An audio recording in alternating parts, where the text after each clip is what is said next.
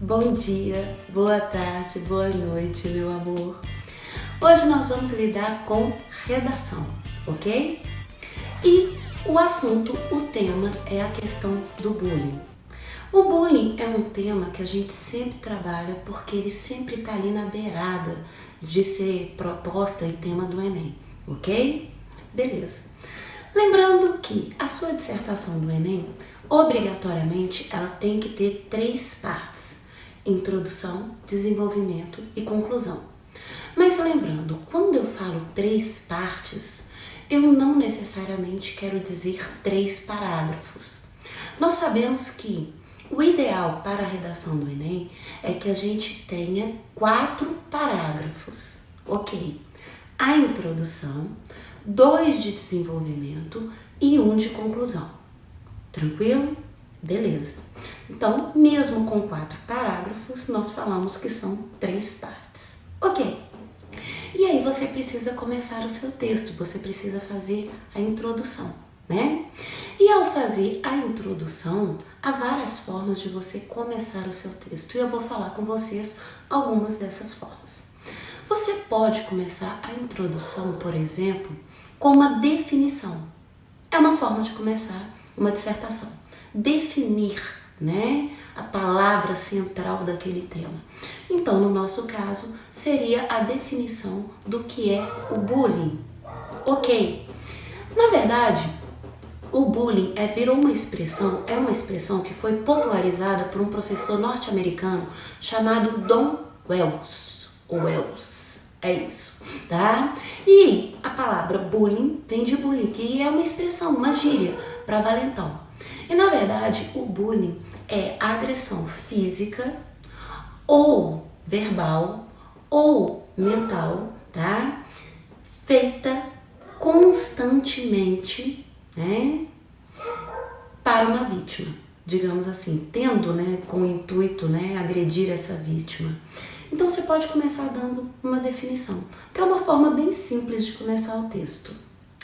No entanto, tem pessoas, que pode ser o seu caso, que não se sentem muito confortáveis em começar uma dissertação com a definição. Ela prefere algo mais palpável. Ok, se for o seu caso, você pode começar o seu texto com dados. Então, você pode verificar, por exemplo, a pesquisa feita pelo PISA, tá? Essa pesquisa, gente, ela vem sendo feita desde o ano de 2015 e ela prega o seguinte, que 3 a cada 10 estudantes afirmam ter sofrido bullying. Então, dá uma lida um pouco sobre o PISA, tá? Esse dado do PISA, porque vai ficar uma introdução muito bacana e muito concreta. Bom, se você não se sente confortável ainda usando dados, talvez você prefira citação. Ok, se você gosta de começar o seu texto com citação, nós podemos pensar em 2 elementos aí. O primeiro elemento é o ECA, o Estatuto da Criança e do Adolescente. Então você pode citar o ECA para poder introduzir o seu texto. Eu acho que fica bem bacana. Mas lembra, você só pode fazer isso se ele não tiver no texto motivador, tá? Caso você não queira citar o ECA, existe outra possibilidade, que seria a Lei Anti-Bullying. Essa Lei Anti-Bullying ela é relativamente recente e é a Lei 13.185. Então você pode dar uma conferida nessa lei, tá? E pode citar essa lei. Essa lei, gente, ela não existe necessariamente no processo de culpar o agressor. Ela está associada à responsabilização dos responsáveis, tá? Então dá uma lida um pouco sobre essa lei que eu acho que vai funcionar. Então há 2 formas de você começar por citação, com o ECA ou com a lei anti-bullying, certo? Mas se você prefere ainda trabalhar com filmes, documentários, séries, introduzir o seu texto com isso, beleza, né?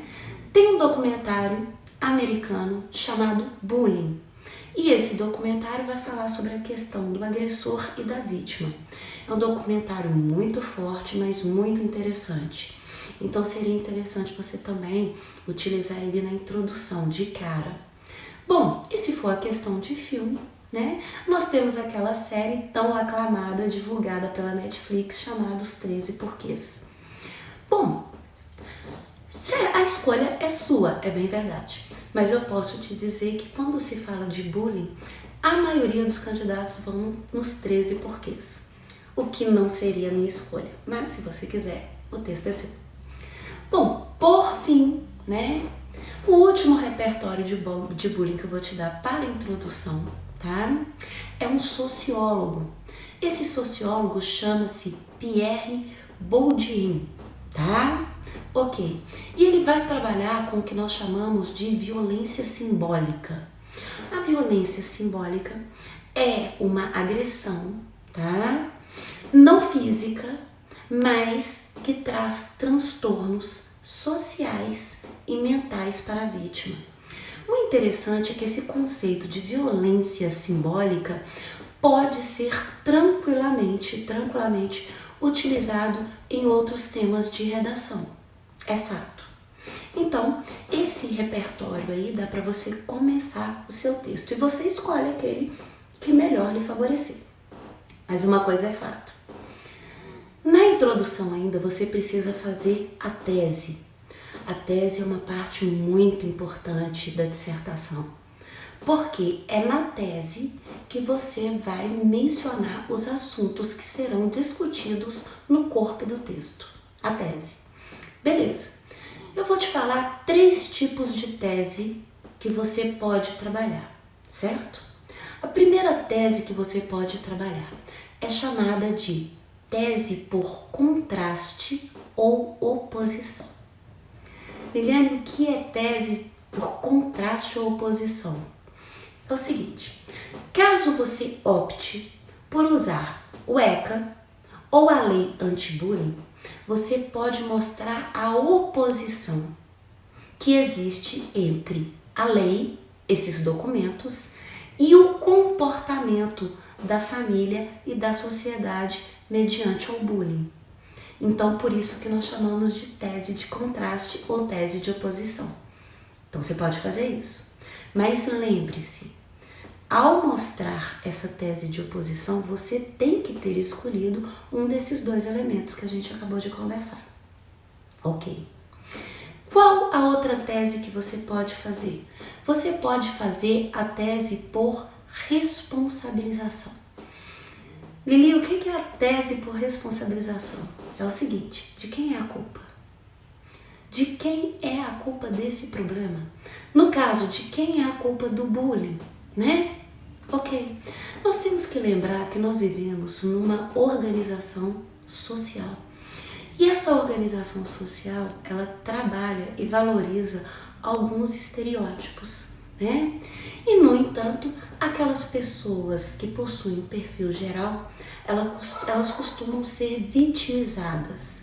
E aí entram pessoas, por exemplo, que usam óculos, pessoas, por exemplo, que estão acima do peso e toda sorte, toda a gama de variedade que nós temos na sociedade. E isso digamos assim, é o resultado de uma organização social baseada em estereótipos. Beleza. E a última tese que você pode escolher é a tese mais comum, que é a tese por problematização, tá? E aí, se você optar pela tese por problematização, você vai alegar coisas tipo danos físicos, psicológicos e sociais, certo? Então, são 3 tipos de tese para você escolher. Mas, novamente, por favor, não esqueça, essa tese tem que estar associada com o repertório que você escolheu, certo? Muito bem. Feita a introdução, nós vamos para o desenvolvimento. E o desenvolvimento, né, seria formado basicamente de uma afirmativa, a explicação dessa afirmativa, se for possível, coloque um encadeamento de explicações E por fim, uma prova. Lembrando, a prova não é obrigatória, mas fica muito bom quando você o faz. Mas enfim, vamos lá. Uma das formas mais tranquilas de lidar com o desenvolvimento é, digamos assim, quando a gente apresenta a causa e a consequência, ou as causas e as consequências. Beleza. Então eu vou te apresentar primeiro as causas, certo? Vamos começar com a primeira causa. A primeira causa é o desconhecimento do bullying. Como assim o desconhecimento do bullying? Sim, muita gente não sabe exatamente o que é o bullying. E isso se dá por um processo de naturalização do bullying. As pessoas falam, é piada, é brincadeira, é senso de humor, fulano de tal que não tem senso de humor. E isso vira uma naturalização. E toda vez que algo é naturalizado, as pessoas não conseguem perceber as consequências e os efeitos daquela atitude. De jeito nenhum, né? Então, elas acabam reproduzindo esse comportamento simplesmente pelo desconhecimento e pela naturalização desse tipo de brincadeira, sem levar em consideração que aquilo pode ofender, magoar e traumatizar a outra pessoa. E quando ocorre esse processo de naturalização, tá? Normalmente as pessoas viram e falam, fulano de tal, no caso a vítima, é muito sensível. Então pensa nisso, isso é uma causa. Bom, se você quiser provar essa causa, tá? Você pode citar Foucault, tá? Foucault, ele tem um livro chamado Vigiar e Punir, certo? E esse livro, ele vai falar sobre os mecanismos de repreensão do indivíduo. Então vale a pena você dar uma conferida aí em Vigiar e Punir. Vai endossar muito bem essa argumentação, ok? Bom, qual a outra causa? A impunidade. Claro que não estamos aqui falando sobre punir o menor agressor, não é isso. Nós estamos falando da impunidade em relação à negligência dos pais e da família. Sim, os pais e a família são os responsáveis por proteger a criança e o adolescente. E quando estes são efetivamente vítimas de bullying, né? É claro que é dever deles protegê-los. No entanto, muitos não fazem. E isso caracteriza negligência. O que vai esbarrar, né, em uma outra causa, que é o desconhecimento da lei anti-bullying. Exato. Quer dizer que muitos pais e muitas famílias, eles não têm consciência que, sendo negligentes, eles podem efetivamente serem punidos pela negligência. Isso não é legal. Bom, a última causa que eu vou apresentar para vocês é o que nós chamamos de cyberbullying. O cyberbullying talvez possa ser considerado o pior tipo de bullying, gente. Porque, no caso do cyberbullying, a pessoa não precisa nem estar presente para poder ferir ou magoar o outro, em hipótese nenhuma. Ela pode fazer isso à distância. E o pior, porque ela acha que está protegida, né, atrás de uma tela de computador. Como se aquilo não afetasse o outro em hipótese nenhuma. Então temos a questão do cyberbullying. Caso você opte por usar o cyberbullying, você pode mencionar a Sociedade do Espetáculo ou pode mencionar a Sociedade Hiperconectada, de Pierre Levy. Então, procura saber um pouco sobre a Sociedade do Espetáculo e sobre essa sociedade conectada que vai te ajudar bastante a provar essas causas aí. Bom, feito as causas, vamos para as consequências, tá? Uma das consequências do bullying seria os traumas físicos, claro. Esse é o primeiro que nos vem à mente, e tá correto. Mas temos que lembrar também que uma Outra consequência seriam os traumas psicológicos. E dentre esses traumas psicológicos, nós temos a questão do estresse pós-traumático. E esse estresse pós-traumático, gente, ele pode ter, por consequência, o que nós chamamos de autoflagelação, que seria, por exemplo, a vítima do bullying começar a se cortar. E na verdade ela faz isso para poder diminuir a dor, gente. É inacreditável, mas é verdade. Normalmente quando a pessoa faz esse processo de autoflagelação, é uma tentativa de diminuir a dor que ela sente por dentro dela. Então podemos pensar nisso também. Ok. Uma outra consequência possível seria a queda do desempenho escolar. Eu sei que quando eu falo isso, você já pensa, Liliane, vai cair a nota, mas e aí? O problema não é só isso. O problema não é só cair a nota. O problema é que isso vai gerar uma evasão escolar. Por quê? Sendo a escola um ambiente que propicia, digamos assim, o bullying, em que há uma ocorrência maior dos bullying na própria escola, né? Aquele ambiente se torna hostil para o aluno, extremamente hostil. Então, ele acaba não querendo ir, porque afinal de contas ninguém quer frequentar um ambiente que seja hostil. Então ele começa a não ir, isso vai acarretar a evasão escolar. No que gera a evasão escolar, nós vamos ter um indivíduo com baixa escolaridade. Consequentemente, né, quando se fala em empregos, isso vai prejudicá-lo bastante. Então a gente pode pensar nesse ponto também. Uma outra consequência é a alteração do comportamento. Essa alteração do comportamento, ela pode ocorrer em polos distintos, tá?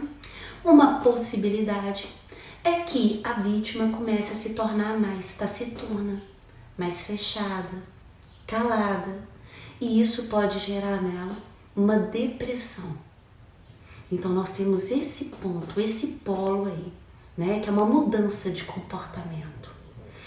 Bom, mas temos o polo oposto, que seria o seguinte: a vítima se torna mais agressiva, porque ela vai reproduzir a violência que ela vive. Então ela acaba reproduzindo essa violência no outro, né, que ela considera mais fraca, digamos assim, que é o que nós chamamos de agressividade por proteção. Então é uma consequência. E a última consequência que eu vou mencionar para vocês seria a extrema, né, que seria o suicídio. Muitas vítimas, né, elas acabam cometendo suicídio. E nós sabemos que o número de adolescentes que se matam está aumentando constantemente. E isso é uma preocupação governamental. Tanto é fato que nós temos a campanha do Setembro Amarelo. Então você pode mencionar tudo isso como consequência do bullying. Bom, temos duas partes prontas e agora nós vamos para a conclusão. Eu gostaria de lembrá-los que a conclusão para o Enem consiste em criar uma solução. É isso. Uma sugestão para poder resolver ou amenizar o problema. Mas eu devo lembrá-los também que essa solução, tá? Ela precisa ser condizente com aquilo que você problematizou no texto. Então, os assuntos que você abordou no texto devem obrigatoriamente serem resolvidos na conclusão, certo? Então eu vou te dar algumas opções e é claro que essas opções devem estar ligadas àquilo que você escolheu colocar no seu texto. Por exemplo, podemos pensar como agentes: o Ministério da Educação ou, se você quiser, as secretarias de educação, certo? Ok. O que esses órgãos podem fazer? Eles podem promover campanhas informativas. Ok. E o que eles informariam nessas campanhas? Eles poderiam informar, por exemplo, sobre a lei anti-bullying. Eles poderiam informar sobre o ECA. Eles poderiam informar sobre as consequências do bullying, certo? Eles poderiam informar, por exemplo, sintomas de vítimas do bullying. Poderiam.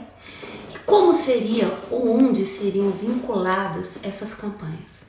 Elas poderiam ser vinculadas em redes sociais, em que nós temos um público muito grande de adolescentes, ou mídias televisivas, ou, jornais, revistas, ok? Beleza. Tudo isso com o intuito de informar tanto a população adolescente, por exemplo, quanto os pais e responsáveis. Ok. Bom, qual seria um outro agente que a gente poderia pensar? A escola, né? Se a escola é um ambiente que mais ocorre bullying, a gente pode pensá-la também como agente. E o que as escolas poderiam fazer? Elas poderiam criar campanhas, e essas campanhas, elas poderiam abarcar todos os funcionários das escolas. Mas detalhe um pouco melhor isso para mim, Liliane. Sim, como que funcionaria? Por exemplo, essas escolas, elas poderiam criar o que nós chamamos de cursos de capacitação.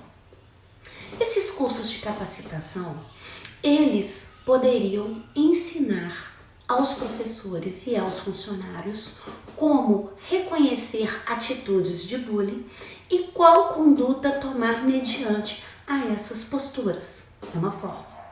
Além do que, as campanhas seriam aplicadas aos próprios alunos, explicando, por exemplo, sobre o ECA ou explicando, por exemplo, sobre as consequências. É uma forma, tá? Ok. Bom, qual outro agente a gente pode pensar? A gente pode pensar nas universidades. Você fala, peraí, Liliane, mas a gente está falando de criança e adolescente. Eu sei. Mas no caso nós estamos falando das universidades em que elas têm um curso de formação de professores, ou seja, o curso de licenciatura. No curso de licenciatura há uma cadeira, que é uma matéria, chamada psicologia. Nessa cadeira poderia ser inserida a questão do bullying, para que os futuros profissionais da licenciatura já saiam da universidade sabendo como atuar perfeitamente em casos de bullying. Então é uma forma de fazer. Ok? E o último agente que eu vou te dar seriam as ONGs. Sim, como as ONGs entrariam nisso? As ONGs, elas entrariam nisso com apoio às vítimas e aos agressores. Apoio psicológico e apoio social. Tudo bem? Ok. Eu sei que você pode estar pensando, Liliane, aos agressores? Sim, porque normalmente os agressores, eles reproduzem a violência, tá? Então, por isso, esse apoio social aos agressores, ok? Bom, eu acho que você está um pouquinho mais próximo da nota 1000. Então, faça seu texto, faça o melhor possível e eu espero que você tenha gostado dessa videoaula. No mais, um grande beijo para vocês, até a próxima, muita paz, tchau gente!